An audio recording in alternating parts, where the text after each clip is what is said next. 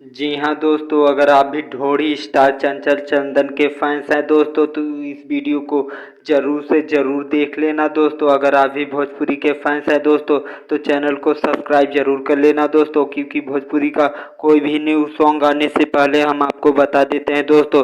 तो आज के वीडियो में हम बताएंगे दोस्तों ढोढ़िए में कजरवा 2। जी हाँ दोस्तों, इससे पहले चंचल चंदन लेके आए थे दोस्तों ढोढ़िए में कजरवा 1। दोस्तों अब 2 से 3 दिन के अंदर हमें ढोढ़िए में कजरवा 2 देखने को मिल जाएगा। जी हाँ दोस्तों, जो कि भोका म्यूजिक चैनल पे देखने को मिल जाएगा। ढोढ़ी स्टार चंचल चंदन और शिल्पी राज का बहुत बेहतरीन लाजवाब सॉन्ग है जो कि ढोढ़िए में कजरवा, जो कि हमें 2 से 3 दिन के अंदर भोका म्यूजिक चैनल पे देखने को मिल जाएगा दोस्तों। तो कैसा लगा हमारा वीडियो दोस्तों? भोजपुरी का ऐसे न्यू सॉन्ग जानने के लिए दोस्तों चैनल को जरूर से जरूर सब्सक्राइब कर लो दोस्तों, क्योंकि भोजपुरी का कोई भी न्यू सॉन्ग आने से पहले हम आपको बता देते हैं दोस्तों। तो हम अगले वीडियो में मिलेंगे दोस्तों, तब तक के लिए धन्यवाद।